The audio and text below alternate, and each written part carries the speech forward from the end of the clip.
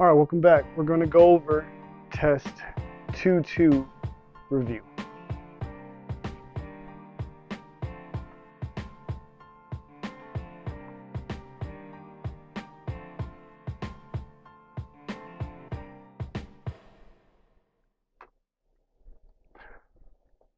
All right, number one, graph the inequality below. So number one says y is greater than or equal to negative 3x squared minus 6x plus 1. All right, the first thing I'm thinking is I want to consider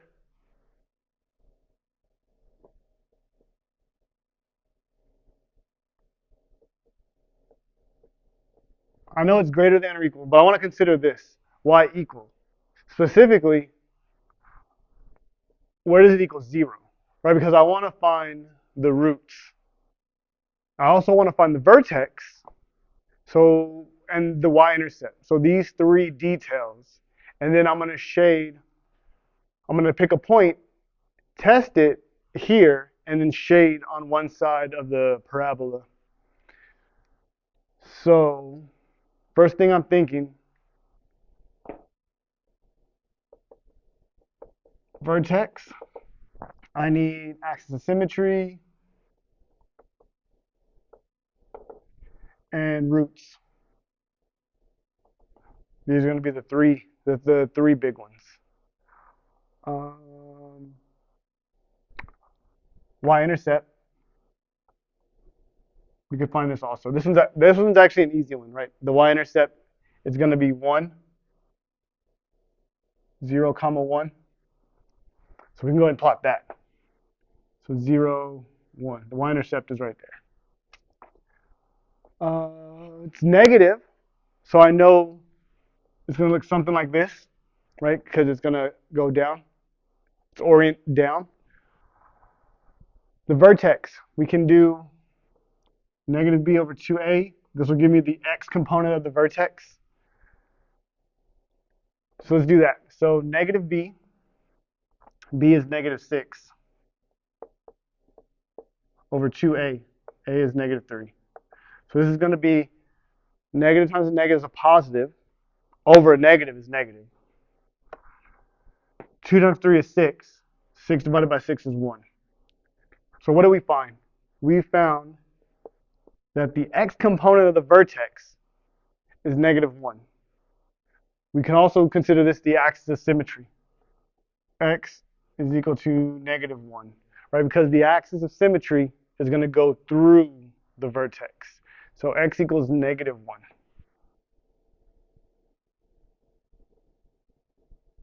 All right, so somewhere on this dotted line is the vertex. Since I know the y-intercept, I can go ahead and reflect it across the axis of symmetry. So I got 2 points already. What else? Since I know the axis of symmetry and I know that the vertex is on negative 1, let's figure out the y component of the vertex by plugging it into the equation.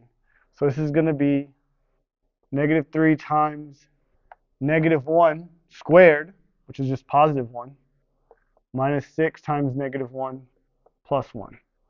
Okay, negative 3 times 1, negative 3. Negative is a positive, so plus 6, right? 6 times 1 is 6, plus 1. So negative 3 plus 6 plus 1. So it's going to be negative 4, right?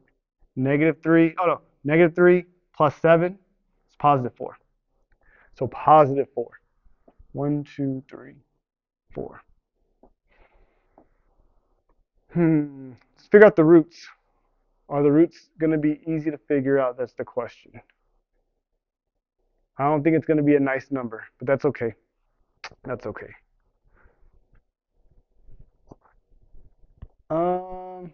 Quadratic formula. I don't want to complete the square. Slide and divide. 3. Yeah, quadratic formula. So A, B, and C. So negative B, so plus 6, plus or minus the square root. B squared, so 36, minus 4 times A, which is -3, times C, which is 1, all over 2A, 2 times -3. Okay, let's simplify. Some of it's already done, so maybe it went too fast for you.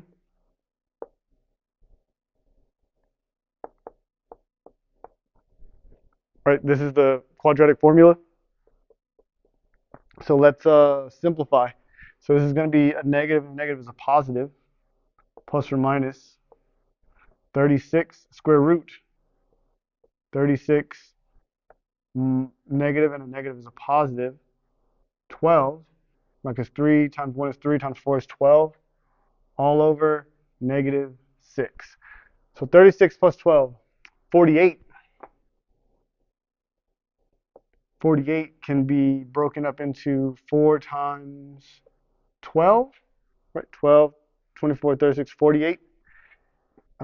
This is going to be 12 is 4 times 3. I can pull out a 4 with a pair. So this is going to be 6 plus or minus 4 root 3 over -6. These are all even. The coefficients are all even. So a 2 can go into the 6 3 times, 3 times. 2 goes into 4 twice. So, all right, so the roots are going to be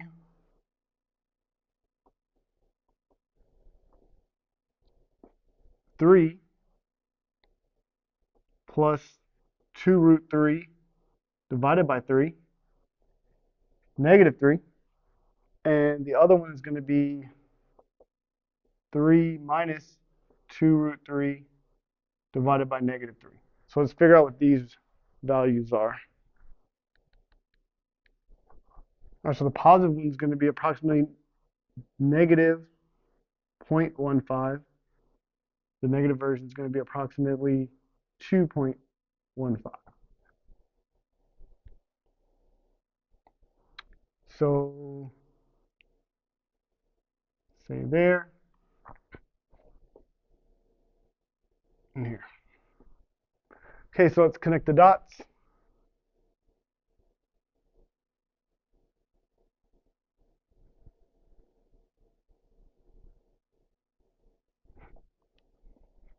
It's close. Okay, now I need to pick a point. I personally like 0, 0. And it's inside. So I'm going to plug in x0, y0 into the original inequality and test to see if this is a true statement. If it is true, we're going to shade in here. If it turns out to be false, I'm shading out here. And just so happens this is greater than or equal, so the solid line will stay. All right, so if I plug in 0, 0, 0, is 0 greater than or equal to +1? No, it's false. So that means I'm shading out here.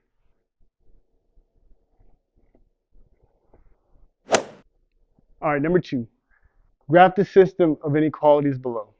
So we have to graph both of these and see where the overlapping part is. All right, so let's handle these one at a time. So this is going to be greater than or equal, so it's a solid line. And just like in the last problem, we're going to work out the details. So I got -3 as the y-intercept. So -3 is going to open downward, right, because it's negative. So this is going to open downward. And the vertex will do -8 over 2a. So 2 times -2.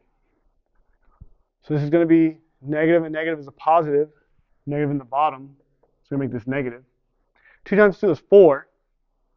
So 8 divided by 4 is 2. So this is the x component, or the axis of symmetry as well. So axis of symmetry is going to go through x equals -2. So x equals -2. And then somewhere on this line is the vertex. We can go ahead and reflect this point across the axis of symmetry. We'll take -2, plug it back into the original equation, set equal to 0, of course. So 0 is equal to -2x squared minus 8x 3. Actually, we don't want to set it equal to 0 because we want the value when x is equal to -2. So if I plug in -2, I'm going to get -2 squared, which is 4. 8 times -2 minus 3. So this is going to be -8, right? 2 times 4 is 8. Negative times a negative is a positive 16 minus 3. All right, 8, 9, 10, 11. So -11 plus 16. This is going to be positive 5, right? -11, add 16 to it. We're going to get positive 5. So on this line is a positive 5. Y equals positive 5. So here's my vertex. Okay? Do I want to bother with figuring out the roots? Okay, so it's basically going to be in between -4 and 5.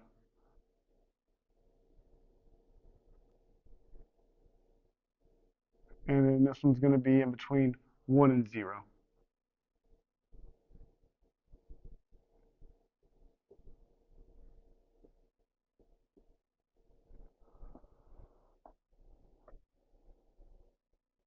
Right? I know it has to cross here. It wouldn't come out and come back in. Right? Could it start narrow and go wide? No, not necessarily. Parabolas don't behave that way. So it's definitely going to be in this area here. All right, it's accurate. It's probably not precise, but it's definitely accurate. All right, so that's this one.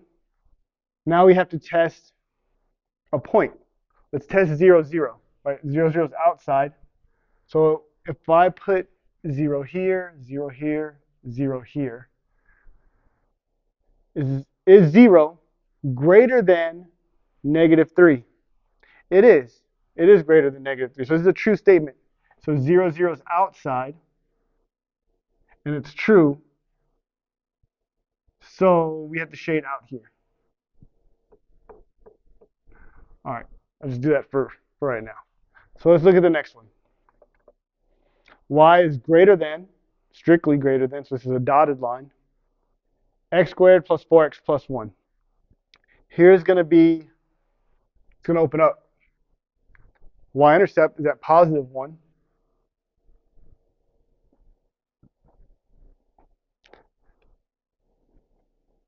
Or in fact, so let's see. Again, working out the details. So let's look at the axis of symmetry first.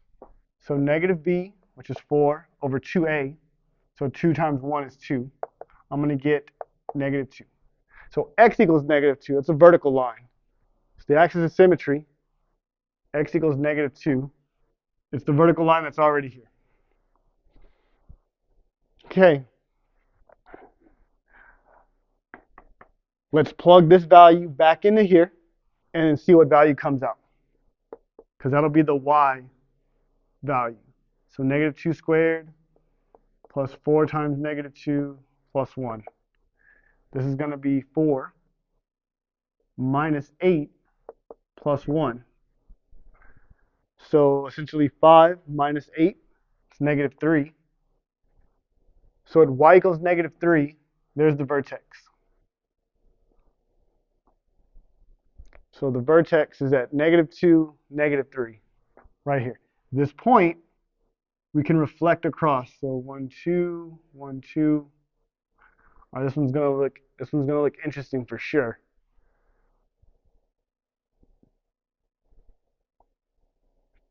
Do we need the roots? Do I want to find the roots specifically? Wouldn't be bad. So completing the square here wouldn't be, the worst. So half of 4 is 2. So that's an important value. I'm going to square it. Gives me 4. All right, I'm going to add this number to both sides. Both sides of what, you ask?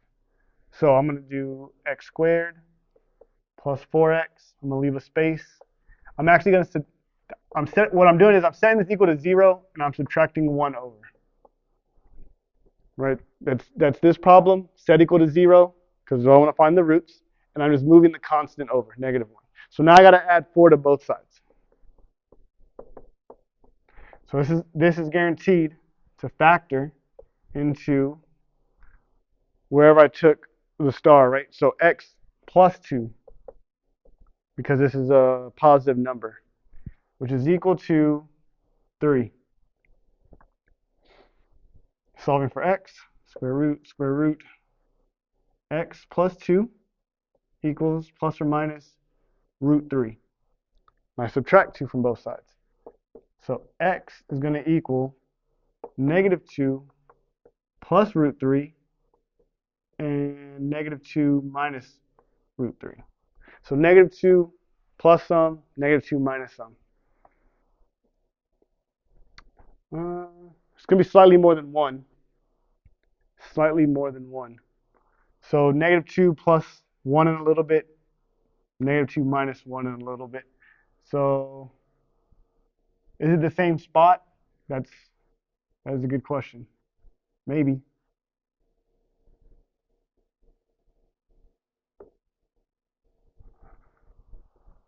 Okay. And now we have to test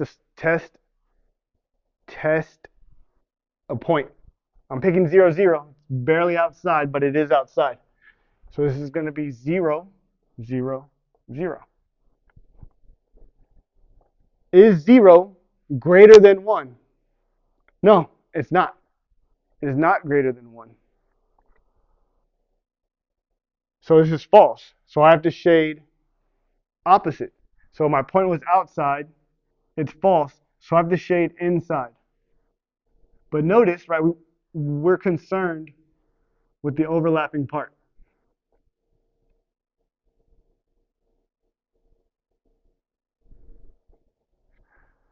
This is a dotted line, by the way, because it's strictly greater than.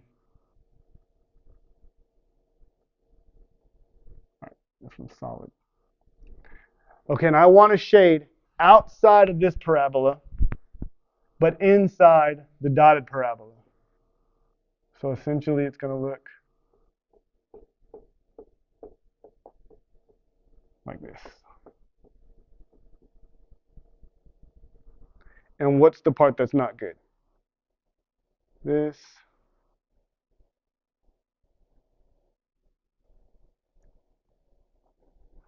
It's interesting. That is interesting for sure. All right, number 3. What is the discriminant for the equation below? What does it tell you about the nature of the roots? So the discriminant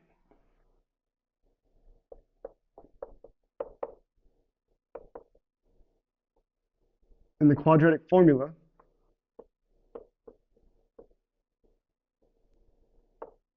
so the discriminant is the part that's inside of the square root.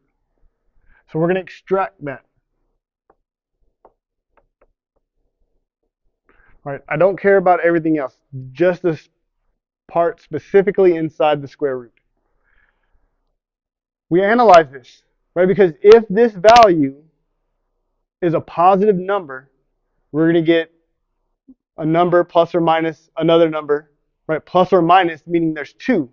So if this is a positive number, in other words, if it's bigger than 0, right? Because all values bigger than 0 are positive.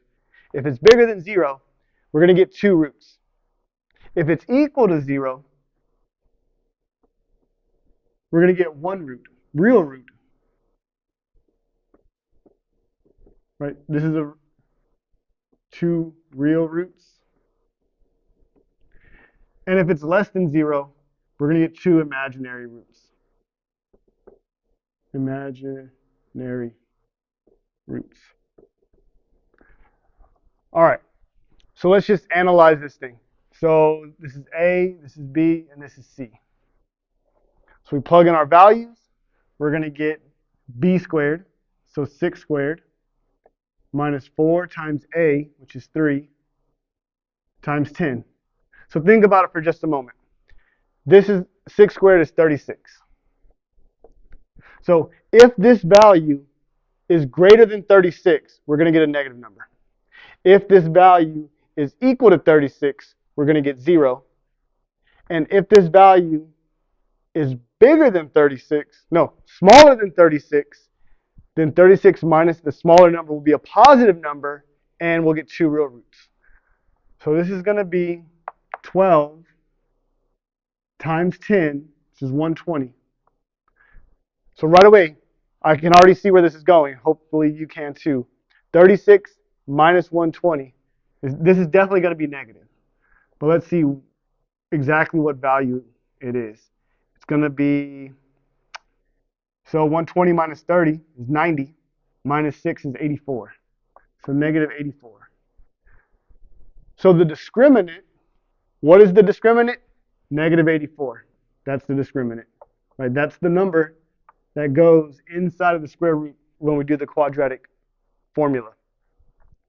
And what does it tell me about the nature of the roots? Well, it's negative. That means my roots, I'm going to have 2 imaginary roots. So I'm going to have 2 imaginary roots. All right, number 4. Solve the equation below by completing the square. All right, step 1, make sure this value in front of x squared is 1. It's not 1, so I need to make it 1. I have to divide everything by 3. Personally, I like to divide each individual thing by 3. So 3 divided by 3 is x squared. 9 divided by 3 is 3x minus 2/3 equals 0. All right, 0 divided by 3 is 3. All right, step 2. I'm going to add 2/3 to both sides. Actually, here, look, plus 2/3. So I'm going to get x squared plus 3x is equal to 2/3. All right, this is going to get ugly real quick. I got to take half of the b value. So 3 divided by 2. This is a very important number. This number is going to show up later. I have to square it. So when you square a fraction, you square the top value, you square the bottom value. Right, the numerator, the denominator. But in other words, you square the top, square the bottom. So 9 over 4. This is the value I add to both sides.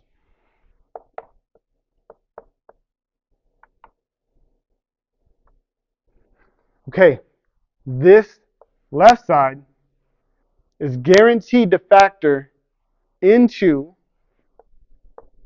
x, whatever this value is right here, the starred value. So this is positive, so plus 3/2 squared equals the sum of the right side.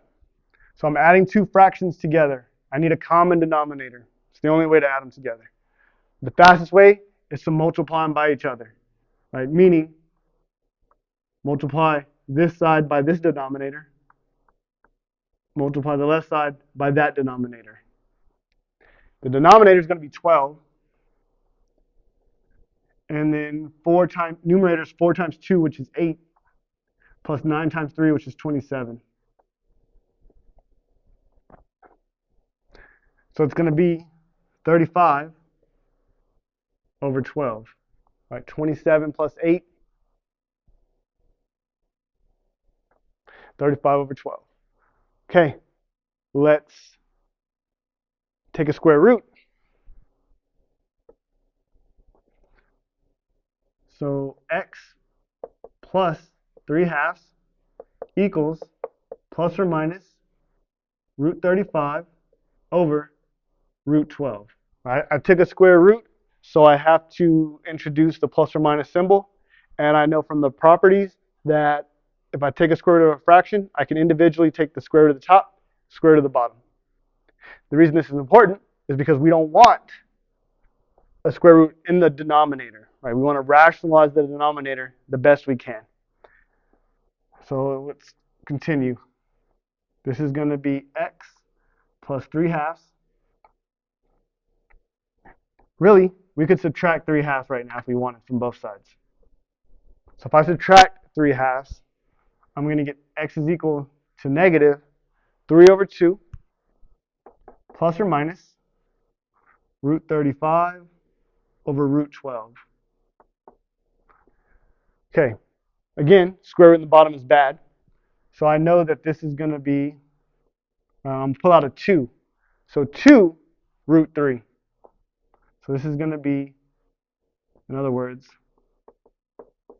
3/2 plus or minus root 35 over 2 root 3. I want to get rid of this fraction in the bottom. Not fraction in the bottom, the square root in the bottom. I'm going to multiply by the square root, right? I'm rationalizing the denominator. So I'm going to get x equals plus or minus. Okay, top times top, 35 times 3, they're both square roots, so I'm just multiplying the arguments, the part inside. So it's going to be 369, 90 plus 15, 105. Root 105 over root 3 times root 3 is just 3. 3 times 2 is 6.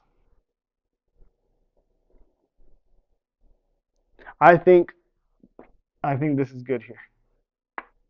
I think this is good. If you can get here, I'm happy.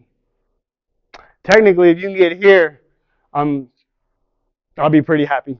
But, you know, that one step makes it complete, right? Because you don't want to leave it improper. All right, number 5. Solve the equation below by any method you choose. Okay, personally, I like the quadratic formula. I'm not trying to complete the square, only because this just looks like it'll be a headache. So A, B, C.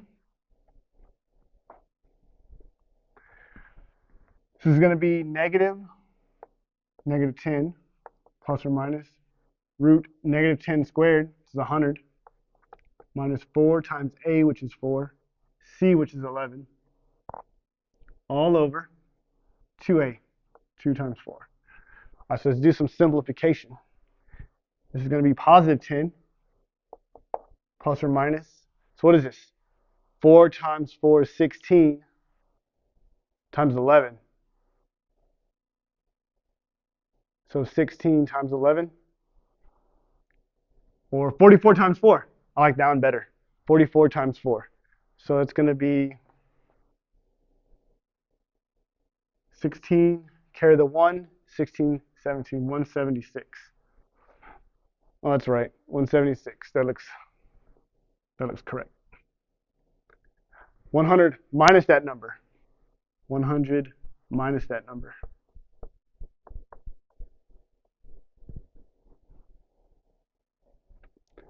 Okay. All over 8. So this is going to be negative 76. So 10 plus or minus root 76 negative all over 8. All right, there's a negative inside, so I know an I is going to come out because it's a complex number. Is 76, can 76 be simplified? That's the question. So this is going to be 38, right? 38.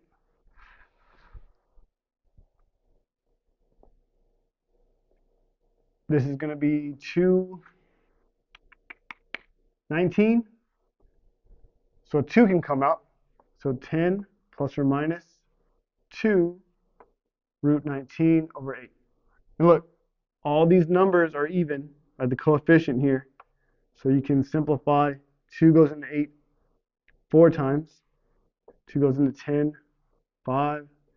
2 goes in there once. So final answer, 2 answers, right? Because there's 2 of them. 5 plus or minus root 19 over 4.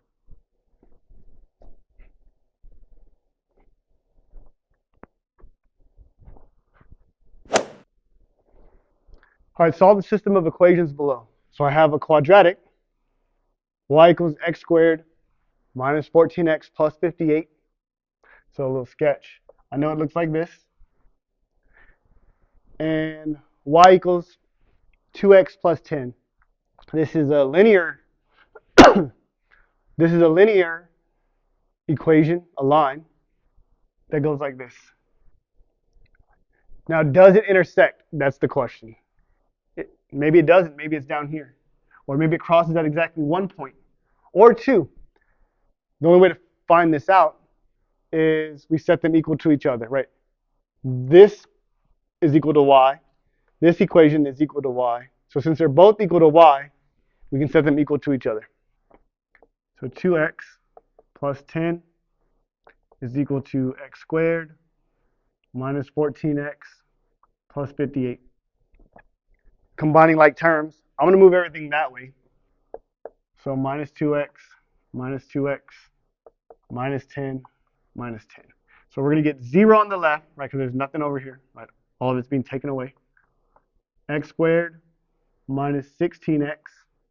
This would be 58 minus 10, so plus 48. That's actually really nice, actually. I want to factor this.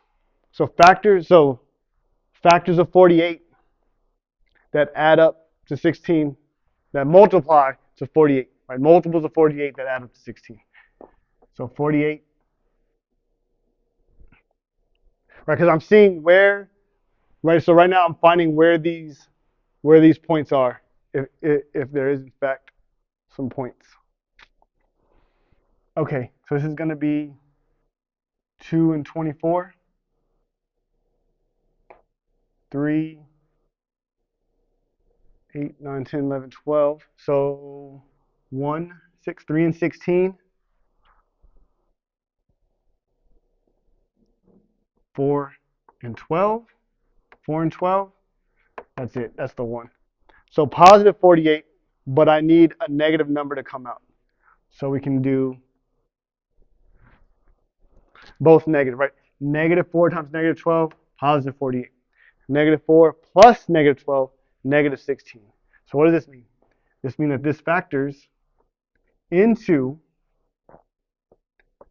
x minus 4, x minus 12, all equal to 0. And we can set each of these equal to 0. So this is going to be basically x minus 4 equals 0. X minus 12 is equal to 0. So x is equal to positive 4. Y is equal to positive 12. Why did I put y? X is equal to positive 12. So what does that mean? That means, so y and x, it means that at x equals 4 and x equals 12, these points, right, when we set them equal to each other, what values of x will make this side equal this side, right? This side's a line, this side's a parabola. So if I plug in an x, where does this value equal this value? Well, it's in 2 locations, at 4. If I plug in 4, the values will equal the same. If I plug in 12, the values will be the same. So if I solve the system, we did. X equals 4, x equals 12, right there. I guess we could be more complete and plug in x and see what the y value is. So if I plug in x, doesn't matter which one I plug it into, right? Because this point is the same. So let's do ourselves a favor and do the less complicated one. So if I plug in 4, 2 times 4 is 8. 8 plus 10, 18. So one solution is 4 comma 18, right? 8 plus 10. So this is one solution. The other solution, if I plug in 12, 2 times 12 is 24, plus 10, 34. So 12 and 34. These are my two solutions. All right, number 7. Solve the system of equations below. Give only the x value of the solution. Okay, even better. Okay, we have two quadratics. Two quadratics. The top one's going to open up like this. The bottom one's going to open like this. Do they intersect or are they disjoint like that? So probably there's going to be one of these situations. Either they cross or they don't cross. So we're just looking for the x values. Chances are, since they're asking for it, it's probably going to happen. Unless it's imaginary. But let's see. So I want to set this equal to this.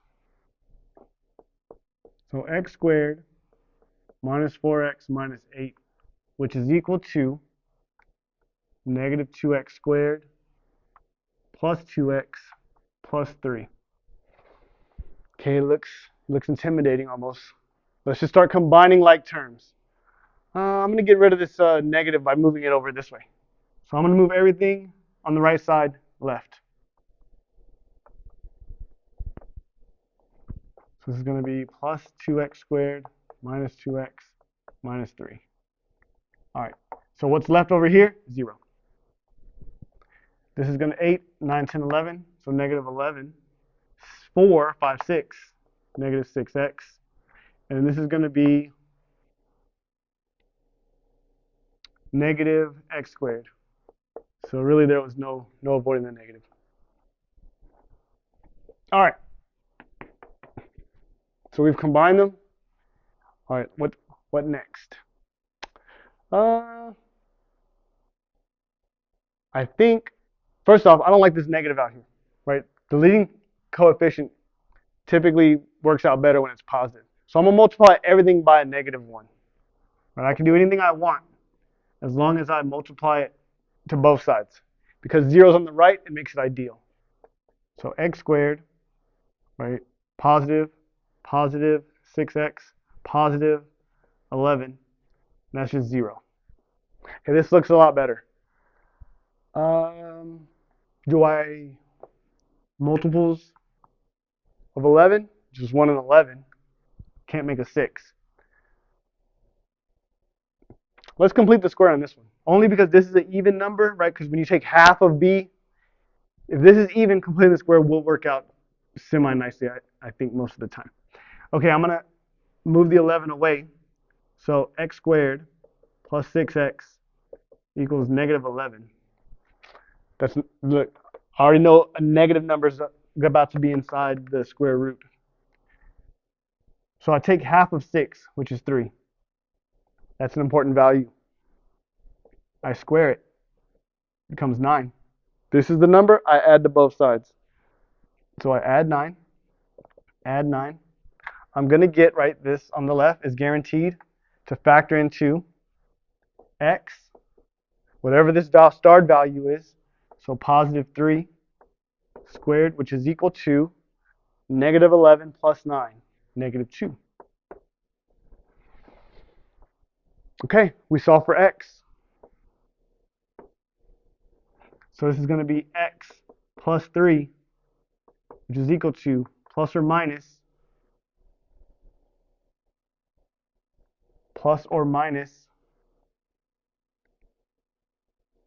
The reason I'm hesitating is because I feel like in the last problem I didn't put the negative as I. Anyways, all right, so this is going to be root 2i.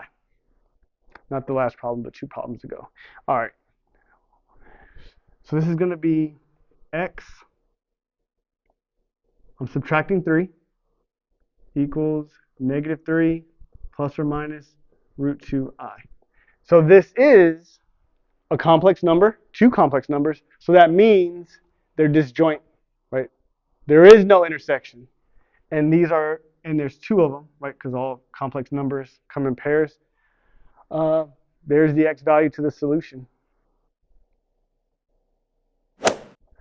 All right, number 8. For questions 8 and 9, graph the parabola, identify the vertex, directrix, focus, and axis of symmetry. Okay, so let's start. Y squared equals negative 6x. So the y has the square, so I know it's going to be one of these situations, left or right. Which one? Well, look here. This is negative, so it's going to be this one. It opens to the left. That means the focus is going to be here, and the directrix is going to look something like this, which is going to be x equals a number. So a little rough sketch. Okay. Identify the vertex. So the vertex, because there's no numbers attached to the y, right? Because the formula we're looking at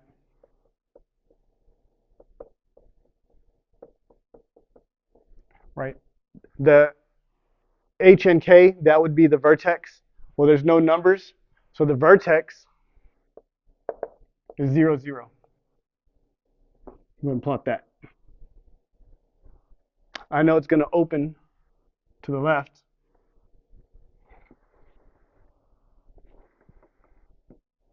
So now we set this value equal to 4p and solve for p. So this is going to be 4p is equal to negative 6. Divide both sides by 4. So p is equal to negative 3 over 2. So what does this mean? What does this value tell us? It tells us that p, that is the distance from the vertex to the focus, the point inside the parabola, and it's also the distance from the vertex to the directrix. The negative, okay, so distance, I know I said it's the distance. Distance can't be negative, which I agree. You take the absolute value though, 3/2 is the distance. And the negative will basically tell us what direction from the vertex, right? This way to the focus. So this is going to be negative 3/2. So 1.5. So 1.5 from the vertex to the left, to the focus, and 1.5 to the right. And this is the directrix. So x equals 3/2 is the directrix. This point is going to be negative 3 over 2, comma 0. It's a point. And the vertex we know is 0, 0. Okay. Vertex, directrix, focus, and axis of symmetry. Axis of symmetry goes through the focus and the vertex. Technically it goes through the vertex, but it just so happens it goes through the focus also. What else? Now let's draw it. All right, let's draw it. So I know that the focus, left and right of the focus, or in this case up and down from the focus, it's going to be what's called the latus rectum, which is 2 times p. Well, if p is this value, I multiply this by 2, and I get negative 3. I'm just looking at the value part. So I go 3 up and 3 down from the focus left and right. So 1, 2, 3. 1, 2, 3. Now these points are on the parabola for sure. So it's going to look something like this.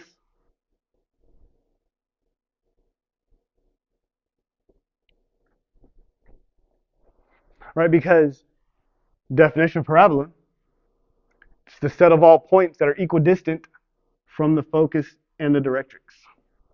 So there it is. All right, number 9. X minus 3 squared is equal to negative 8 y plus 2. So here we have the squares on the x this time. So that means the squares on the x, the y gets the 4p. So my vertex is going to be 3, negative 2. Right, because the inside lies. It's always the opposite. So 3, negative 2. 3, negative 2. That's my vertex, V. I'm going to set this value equal to 4p. In fact, it's negative, so it's going to open down. right? X squared, it opens up or down. The negative tells me that it opens down. So if I divide both sides by 4, P is equal to negative 2. Right? The distance from the vertex to the focus, so I've got to go down 2. 1, 2. So there's the focus, and the directrix is going to be 2 in the opposite direction. Right? So this is y equals 0 is the directrix. Okay, and I know it's going to open like this, right? Because the focus is here. That's essentially what we got. Lattice rectum time. So 2 times p, right? Because the lattice rectum is 2p. In this case, 2 times 2 is 4. So 4. So 1, 2, 3, 4. 1, 2, 3, 4. All right.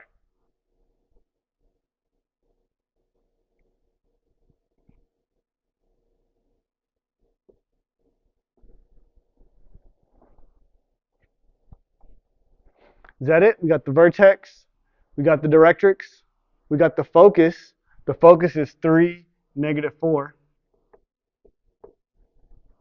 Axis of symmetry goes through the vertex, which is x equals 3. There it is.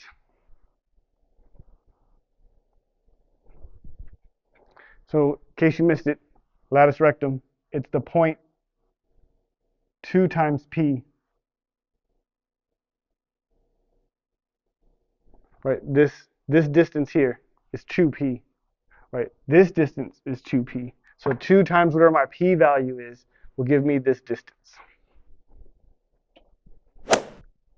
Number 10, write an equation in standard form for the parabola satisfying the following conditions.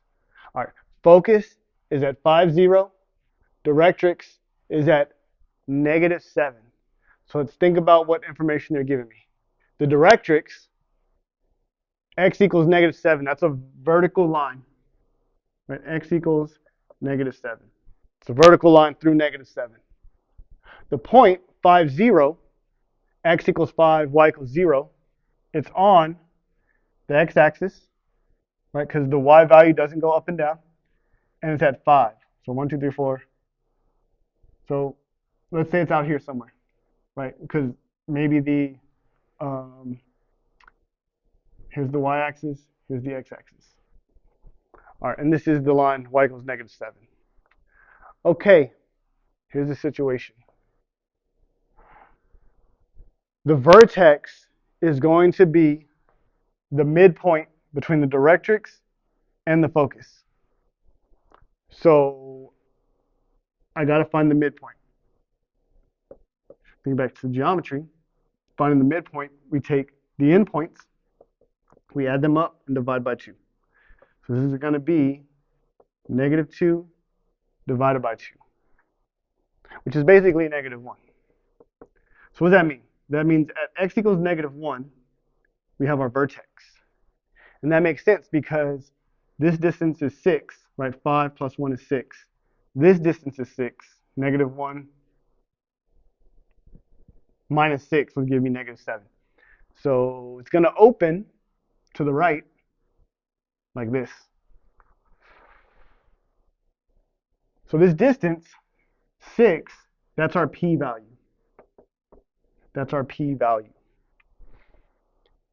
Because it opens to the right, the y is going to get the square, and the x is going to get the 4p. Right?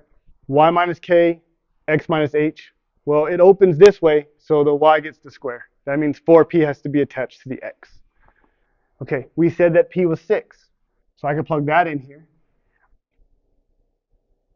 And also, the vertex is right here. We're going to call this 1, 0. Right? This is my h and this is my k. So let's plug in all of our values. Y minus k, which is 0. That's nice. So y squared, y minus 0 squared, equals 4 times p, p is 6, 24, x minus h, in this case is negative 1, so positive 1. Write an equation, standard form. There it is. Number 11. Write an equation in standard form for the parabola satisfying the following condition. Okay, so another one. All right, so the focus is going to be, so if I have my graph, so x equals 0, y equals negative 14. So 0, negative 14. That's the point. That's the focus. The directrix, y equals 12. So y equals 12. Okay, just from analyzing this picture, right, the parabola always curves towards and around the focus. It's equidistant. The vertex is equidistant from both of these points. So let me find the average. So negative 14 plus 12 divided by 2. It's going to be negative 2 divided by 2, which is negative 1. Okay, negative 1. Right, so this is a little quick dummy check. This is going to be 13 spots. This is going to be 13 spots. So the vertex is at negative 1 comma 0. Okay, because it opens around, like I said, it's going to be up or down. So that means that when it comes to the equation, the x is going to get the square, and y minus k is going to get the p, 4p. Okay, so this distance from the vertex to the focus is 13.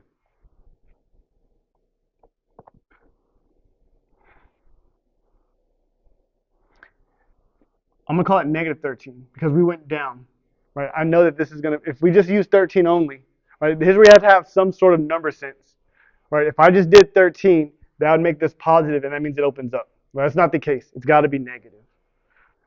Got to have number sense. Okay, so let's plug in what we know. This is my h, this is my k. So x minus h, so x plus 1 squared, 4 times p, right, 4 times p is going to be, so 26 times 2, 52, negative 52, y minus k, which is 0. So that's nice. All right, number 12. For what values of c in the equation below will the equation have two imaginary roots? So what are we saying? We're saying imaginary roots. So that means I want the discriminant to be less than 0. Right, two imaginary roots. I want the discriminant, the part inside of the square root of the quadratic equation, or formula rather, to be less than 0. So let's see. This is my A, this is my B, and ironically enough, that's the C. Okay, I got negative B. So I'm not even going to bother plugging in the entire equation. I just want to look at the discriminant, right? Because that's what's going to determine the roots, is the discriminant, the part inside the square root. So this is going to be negative b squared minus 4a, which is 7, times c, and this needs to be less than 0, right? If this part is less than 0, we're guaranteed to have two imaginary roots. So negative 10 squared is 100, minus 4 times 7 is 28, c less than 0, right? C is just a variable, right? No different from x. It's just a variable. I'm going to solve for the variable. So negative 28, c less than negative 100. Okay, from equalities, when we divide by a negative number, we have to flip the sign. right? I'm isolating C, getting it by itself. That means I need to divide by negative 28. So don't fall into the trap of subtracting these two numbers here, right? 100 minus 28. Don't do that, right? This is multiplication, just like if it was 28x, right? You can't combine. So that's why I had to subtract the 100 over. Now to get C by itself, we have to undo multiplication through division. So this is going to cancel, and C is going to be greater than negative and a negative is a positive. 100 over 28, these are both even numbers. So let's divide this by 2, that's 50. Divide this by 2, that's 14. Do it again, divide this by 2, that's 25. Divide this by 2, that's 7. So 25 over 7. So if C is bigger than 25 over 7, that means that this value will be bigger than this value and will have less than 0. If it's exactly 25 over 7, then these are going to be 0 and you'll have one real root. So again, two imaginary roots. This is the guy we want. For what values of C? Any C that is bigger than 25 over 7. All right, number 13. Solve the inequality below algebraically. Okay, what do we want to do? Let's set it equal to 0. So I want to add 16 to both sides. So this is going to be x squared minus 10x plus 16 is greater than or equal to 0. Okay, I want to consider when this is equal to 0, right? When does it actually equal 0?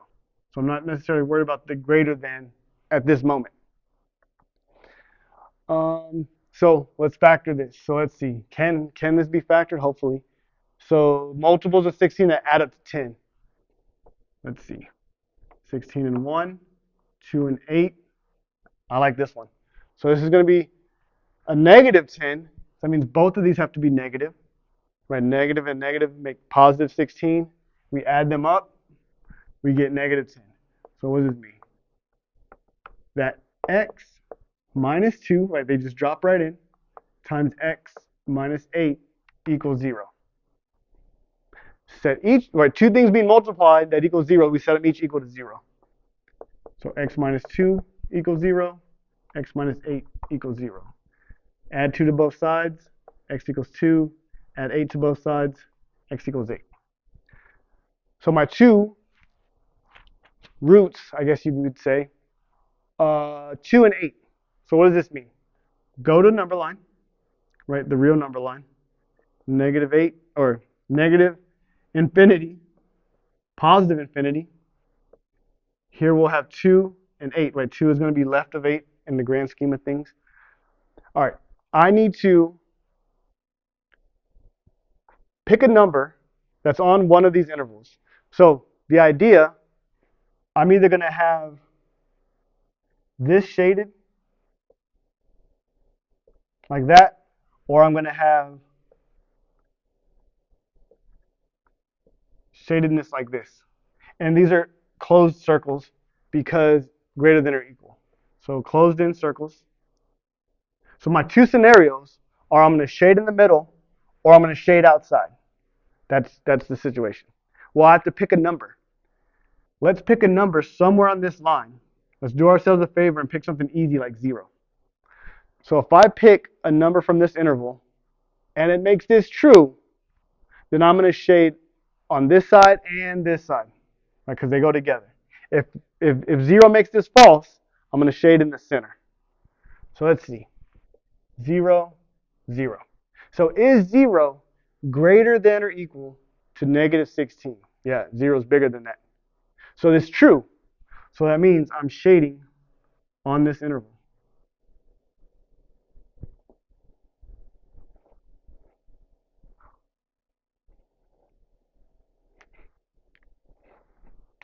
All right, guys, if this is your first time watching, hopefully this was useful. But if you're returning subscriber. Appreciate the love, and hopefully this helps. Good luck on the test.